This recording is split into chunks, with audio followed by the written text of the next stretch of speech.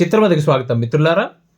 ఈరోజు మనం ఎపిసోడ్లో వేడివేడిగా తాజాగా ఎప్పటి నుంచో ఎదురు చూస్తున్న మెయింటెనెన్స్ కేసు అంటే ఏమిటి, దాని తాలూకు అంటే ఎప్పుడు ఇవ్వాల్సిన అవసరం లేదు, దీని గురించి తెలుసుకుందామండి.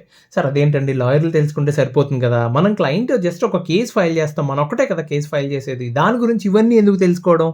సరే, ఎందుకు తెలుసుకోవాలంటే మీరు ఒకవేళ ఆడవాళ్ళు అయితే కనుక, మీరు ఒకవేళ భార్య స్థానంలో ఉన్నట్లయితే కనుక, మెయింటెనెన్స్ కేసు వేసి ఉన్నట్లయితే కనుక, అయ్యో మీకు తెలియాలి కదమ్మా గ్రౌండ్ రూల్స్ ఏంటని చెప్పి, దేని మీద వేయాలని చెప్పి. ఒకవేళ డబ్బులు ఇచ్చే వాళ్ళు కనుక అయితే, ఇచ్చే స్థానంలో భర్త స్థానంలో మీరు ఉన్నట్లయితే కనుక మీకు తెలియాలి కదా. ఇప్పుడు ఒక కేసుని ఎలా పోరాడాలి, డిఫెన్స్ ఎలా చేసుకోవాలి అని తెలియాలి అంటే దాని గ్రౌండ్ రూల్స్ ఏంటనేది తెలియాలి. దాని గురించి ఒకసారి క్విక్గా మాట్లాడుకుందాం మనం. మెయింటెనెన్స్ కేసు అంటే అండి, మేజర్గా చాలా వాటిలో మెయింటెనెన్స్ అని మాట్లాడతారు, బట్ మేజర్గా మన దగ్గర ఉన్నది 125 సిఆర్పిసి, సెక్షన్ 125 సిఆర్పిసి. సో దీని ప్రకారం ఏంటంటే, ఒక వైఫ్ కానీ, మైనర్ చిల్డ్రన్ కానీ, పేరెంట్స్ కానీ, ఇప్పుడు వైఫ్ అయితే భర్త నుంచి, చిల్డ్రన్ అయితే వాళ్ళ తల్లిదండ్రుల దగ్గర నుండి, పేరెంట్స్ అయితే కనుక వాళ్ళ చిల్డ్రన్ దగ్గర నుండి, అంటే ఆడైనా ఉండొచ్చు మగైనా ఉండొచ్చు, వాళ్ళ దగ్గర నుంచి మెయింటెనెన్స్ అడుగుతూ కేసు వేయచ్చు. బట్ మేజర్గా వైఫ్ అండ్ చిల్డ్రన్ భర్త మీద వేస్తారు.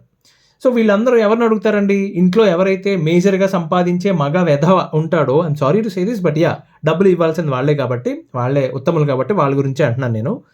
సో వాళ్ళ మీద వేసుకోవచ్చు అనమాట. సరే, కొన్ని కండిషన్స్ ఉన్నాయి. ఎలా అంటే అలా వేసేస్తాం మేమంటే కుదరదండి. కొన్ని కండిషన్స్ ఉన్నాయి మెయింటెనెన్స్ కేసులో. ఫస్ట్ కండిషన్ ఏంటి? ఇద్దరికి పార్ట్నర్స్ ఎవరైతే ఉన్నారో వాళ్ళిద్దరికి, and the relationship between two parties ఎవరైతే ఉన్నారో భార్యాభర్త మధ్యన లీగల్ రిలేషన్షిప్ అయి ఉండాలి, అంటే పెళ్ళై ఉండాలి మీకు. అంటే ఇప్పుడు నేను రోజు కాకపోయినా వారంలో 3 రోజులు అంటే పంజాగుట్ట సర్కిల్లో ఒక అమ్మాయి నేను కలిపి బెల్లం జిలేబీ తింటాము, తర్వాత అక్కడ నుంచి ఒక హోటల్ రూమ్కి వెళ్తాము, రాత్రి అంతా అక్కడే స్టే చేస్తాము, తర్వాత ఎవరిదారిని వాళ్ళు వెళ్ళిపోతాము. అలాంటిది అమ్మాయి వచ్చి సడన్గా అబ్బాయి 3 వారాల నుంచి జిలేబీ తినడానికి రావట్లేదని నాకు మెయింటెనెన్స్ కావాలి, కుదరదమ్మా, కుదరదు. అందుకే చెప్తారు పెళ్ళి అనేది అయి ఉండాలి, అది కూడా లీగల్గా అయి ఉండాలి మీకు మెయింటెనెన్స్ కావాలి అంటే. That's the first condition. And the second condition is, రెండో కండిషన్ ఏంటంటే అండి, హస్బెండ్ అనేవాడు, భర్త అనేవాడు ఎవడైతే ఉన్నాడో వాడు, వారు పోని గౌరవిద్దాం, ఓకే, భార్యని నెగ్లెక్ట్ చేయటం కానీ, తను బతకడానికి కానీ, ఇల్లు నడపడానికి కానీ, డబ్బులు ఇవ్వకుండా ఉండటం, ఇగ్నోర్ చేయడం తెలిసిందే కదా, రిఫ్యూజ్ టు మెయింటైన్, ఇలా చేసినట్లయితే కనుక అది కూడా రెండో కండిషన్ అండి. అది కూడా మ్యాచ్ అవ్వాలి, అది కూడా ప్రూవ్ అవ్వాలి, ఓకే. మూడోది, ఆ భార్య ఎవరైతే ఉన్నారో మెయింటెనెన్స్ అడుగుతున్నారో, ఆ పిల్లలు మైనర్ చిల్డ్రన్ ఎవరైతే ఉన్నారో వారికి ఉద్యోగం లేకుండా, వారికి అసెట్స్ లేకుండా, అంటే ఆస్తి లేదు, ఆదాయము లేదు, ఇలాంటి పరిస్థితుల్లో వాళ్ళని వారు మెయింటైన్ చేసుకోలేని పరిస్థితుల్లో ఉండాలి. ఇది మూడో కండిషన్. అండ్ నాలుగో కండిషన్ ఏంటంటే అండి, మీరిద్దరూ విడిపోవడానికి, భార్యాభర్త విడిపోవడానికి సరి అయిన రీజన్ ఉండాలి. ఏ రీజన్ లేకుండా కుదరదు, అది ఖచ్చితంగా ఏదో ఒక ప్రాపర్ రీజన్ ఉండాలి విడిపోవడానికండి, ఏమండి. అది నాలుగో కండిషన్. ఐదో కండిషన్, ద హస్బెండ్ అంటే ఎవరైతే భర్త ఉన్నాడో అండి, వాడికి మెయింటెనెన్స్ ఇచ్చే స్తోమత ఉండాలి.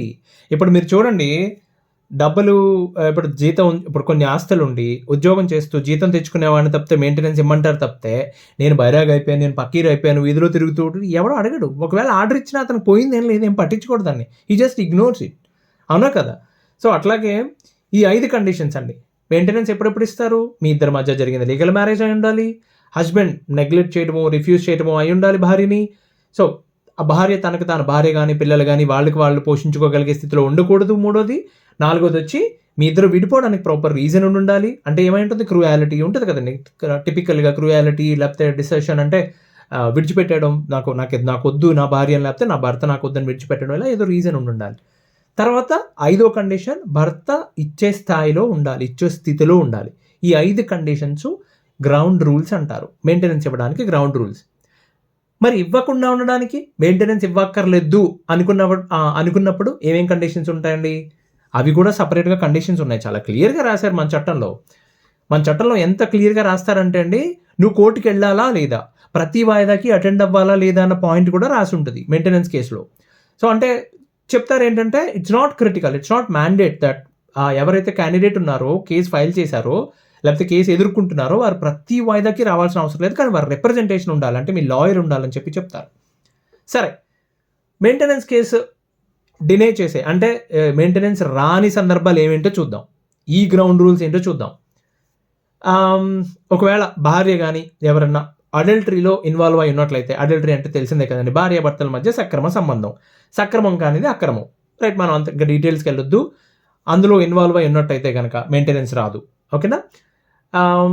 ఒకవేళ భార్యే వచ్చి నేను నా భర్తతో కలిసి ఉండను వితౌట్ ప్రాపర్ రీజన్, ఏ సరైన కారణం చూపించకుండా నా భర్తతో కలిసి ఉండటం నాకు ఇష్టం లేదు, ఓకే, ఏ క్రూయాలిటీనో ఏదో చూపించకుండా, ఎందుకు చూపించకుండా ఉంటారు కానీ, బట్ రూల్ ఇలా ఉంది, ఓకేనా? భార్య వచ్చి సరైన కారణం లేకుండా నా భర్తతో కలిసి ఉండటం నాకు ఇష్టం లేదు, పక్కన అతను కాపురానికి తీసుకెళ్తా అంటున్నాడు బట్ ఈవిడ ఒప్పుకోవట్లేదు, అలాంటి సందర్భాల్లో కూడా ఇవ్వాల్సిన అవసరం లేదు మెయింటెనెన్స్.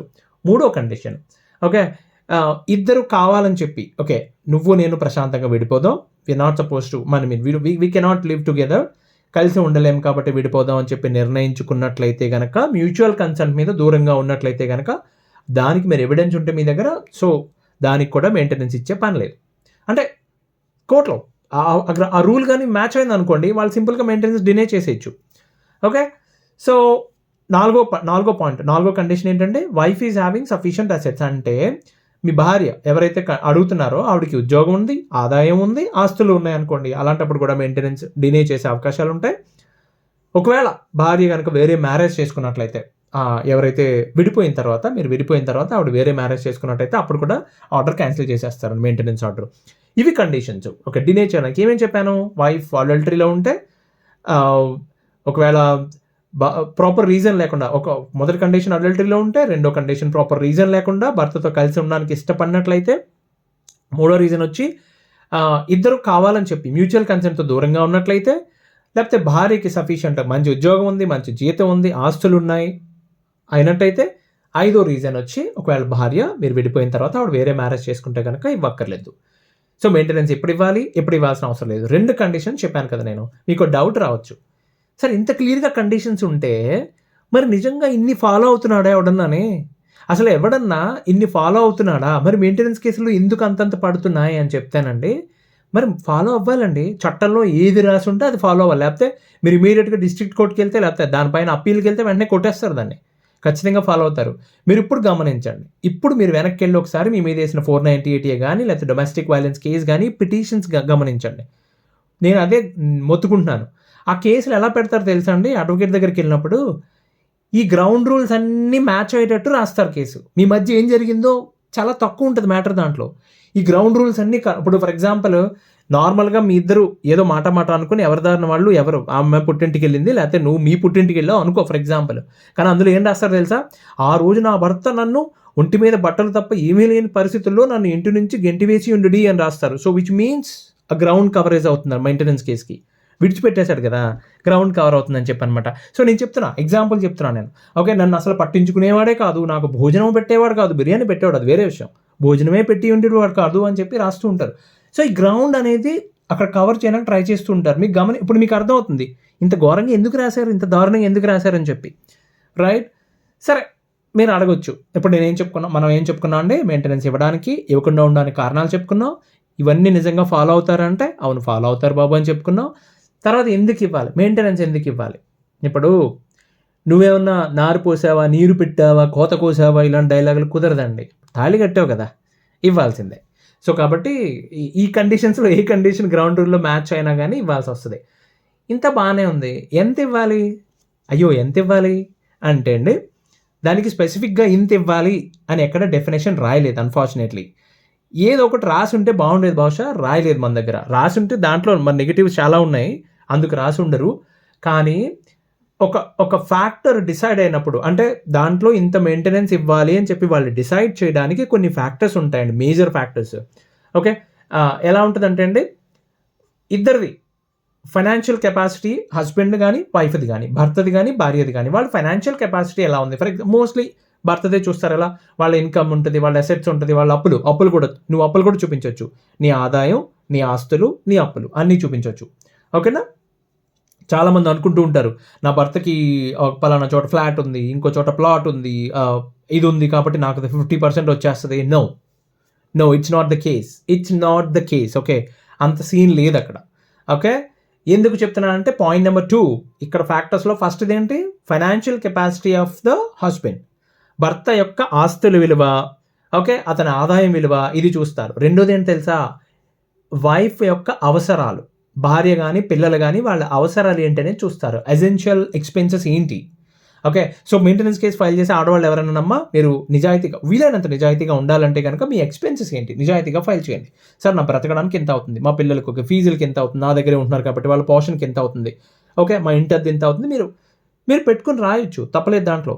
కానీ చాలా మనం రీసెంట్గా చూసాం కర్ణాటక హైకోర్టులో ఎంత 6,16,000 ఎంత అడిగింది ఆవిడ మెయింటెనెన్స్. 6,16,000 ఎందుకమ్మా మెయింటెనెన్స్? పాపం జడ్జి గారికి ఆవిడకి అర్థం కాల, బరు పాడైపోయింది. సార్ నా భర్తకి నెలకి 10 లక్షలు వస్తున్నాయి కాబట్టి నాకు 6 లక్షలు, అలా కుదరదు. నీ భర్తకి నెలకి 16 లక్షలు వస్తున్నాయి కాబట్టి నీకు 7.5 లక్షలు 8 లక్షలు ఇవ్వరమ్మా, నీకు అట్లా ఇవ్వరు, okay. Because there are reasons, చట్టంలో చాలా క్లియర్గా రాశారు. నీడ్స్ ఏంటి, వాళ్ళ అవసరాలు ఏంటి, దాన్ని బట్టి ఇస్తారు. అతని సంపాదన బట్టి, అతని ఆస్తులను బట్టి కాదు, ఓకేనా. పాయింట్ నెంబర్ 1, ఫైనాన్షియల్ కెపాసిటీ ఎంత ఉంది భర్తది. పాయింట్ నెంబర్ 2, వైఫ్ నీడ్స్ ఏంటి, ఆమె అవసరాలు ఎన్ని, అది దాన్ని బట్టి. మూడోది ఏంటి, స్టాండర్డ్ ఆఫ్ లివింగ్ అండి. ఇది చాలా దారుణం అండి. స్టాండర్డ్ ఆఫ్ లివింగ్ అంటే మీ పెళ్ళైన తర్వాత నీ భర్తతో ఉన్నప్పుడు మేము ఇలా కలిసి ఉండేవాళ్ళం. ఇప్పుడు కొంతమంది చెప్తూ ఉంటారండి, అంటే నేను సరదాగా చెప్పింది కాదు, నిజంగా ఒక అమ్మాయి చెప్పిన పాయింట్ ఇది. అక్కడికి వచ్చి అంటే నెలకి 4 సార్లు ఖచ్చితంగా ప్రతి శనివారం సినిమాకి వెళ్తామండి మేము, ప్రతి ఆదివారం రెస్టారెంట్కి వెళ్తామండి, 3 సార్లు బ్యూటీ పార్లర్కి వెళ్తానండి, ఇయర్లీ వన్స్ హాలిడే ట్రిప్ వెళ్తానండి. అసలు ముందు ఆ లైన్ కాళ్ళు ఇరక్కొట్టేయాలి అనిపించింది నాకు. ఇది అసలు బుద్ధి ఉందడికి అనిపించింది నాకు. అన్ని డబ్బులు ఎక్కువైపోయి ఏడుస్తూ ఉంటే ఎవరో ఒకరికి దానం చేయొచ్చు కదా, లేదు. సరే, నిజంగా అవన్నీ ప్రూవ్ చేస్తే అవన్నీ 498లో మిమ్మల్ని మీరు కాపాడుకోవడానికి ఉపయోగపడుతుంది, కరెక్టే. కానీ స్టాండర్డ్ ఆఫ్ లివింగ్ అంటే అండి, మీరు భార్య భర్తలు కలిసి ఉన్నప్పుడు మీరు ఎలా అయితే ఏ స్టాండర్డ్తో అయితే బ్రతికారో. మీరు మొన్న రీసెంట్గా జరిగిన ఒక కేసులో చూసుంటారు, ఆవిడ చెప్తుంది, నా భర్త అన్ని బ్రాండెడ్ షర్ట్స్ వేసుకుంటాడండి, వాడు 10,000 రూపీస్ షర్ట్ ఉంటుంది కాబట్టి నేను కూడా అలాంటి బట్టలు వేసుకోవాలి కాబట్టి నాకు అన్ని లక్షల రూపాయలు మెయింటెనెన్స్ కావాలి. అది కుదరదమ్మా. నెసెసిటీస్ ఏంటి అని మాత్రం చూస్తారు. అట్లా ఎలా పడితే అలా నాకు ఇంత కావాలి, కుదరదు అట్లా, ఓకే. నా భర్త 10,000 రూపాయలు షర్ట్ వేసుకుంటాడు, కుదరదు అట్లా. You have to prove everything, okay. సరే, dependence, number of dependence involved అండి, ఓకే. అని నేను 3 పాయింట్లు చెప్పాను కదా, ఏంటి, financial capacity of the husband, రెండోది వచ్చి వైఫ్ నీడ్స్ ఏంటనేది, మూడోది స్టాండర్డ్ ఆఫ్ లివింగ్ ఏంటని చెప్పాను, నాలుగోది డిపెండెన్స్.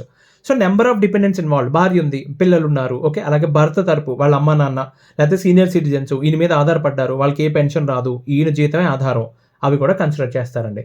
ఇంకా ఐదోది డిలే ఆఫ్ ప్రొసీడింగ్స్లో డిలే ఏమైనా ఉందా, ఎవరి వల్ల డిలే ఉంది, అది కూడా కన్సిడర్ చేస్తారండి.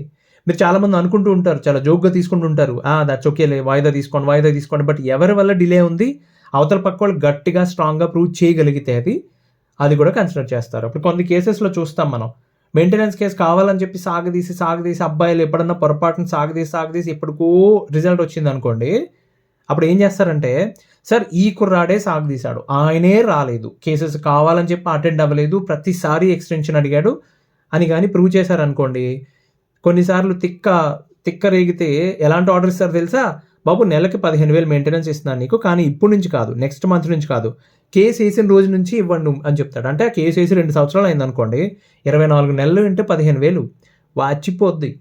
కాబట్టి మెయింటెనెన్స్ కేసు చాలా సీరియస్గా తీసుకోవాల్సిన విషయం అండి అది, ఓకేనా. నేను ఇప్పుడు చాలా పాయింట్లు, మనం ఇప్పుడు ఇవాళ ఎపిసోడ్లో చాలా విషయాలు మాట్లాడుకున్నాం. ఏం మాట్లాడుకున్నాం మనం, మెయింటెనెన్స్ కేసు అంటే ఏంటి, అది ఏ కండిషన్స్ వర్తిస్తా, ఎప్పుడెప్పుడు ఇస్తారు, ఎప్పుడెప్పుడు డినే చేయొచ్చు, అంటే ఎప్పుడెప్పుడు ఇవ్వకుండా ఉండొచ్చు, క్యాన్సిల్ చేయొచ్చు, ఓకే. తర్వాత అసలు ఎందుకు ఇవ్వాలి, లేకపోతే ఎంత ఇవ్వాలి, వీటి గురించి మాట్లాడుకున్నాం. స్పెసిఫిక్గా ఎంత ఇవ్వాలంటే మనం స్పెసిఫిక్గా ఏమేమి నెంబర్ చెప్పుకోలేదండి, కొన్ని శాంపిల్ కేసెస్ చూద్దాం, ఫ్యూచర్లో కొన్ని ఎపిసోడ్స్ చేద్దాం దానిపైన. సో మీకు ఒక అర్థం అవుతుంది కొంతవరకు. అయితే చాలామందికి డౌట్ రావచ్చు, సార్ ఇన్ని కండిషన్స్ చెప్పేశారు కదండి, ఇందులో ఎలా తెలుస్తుంది కోర్టుకి అని చెప్పి. ఓకే, నేను ఒక విషయం చెప్తాను మీకు.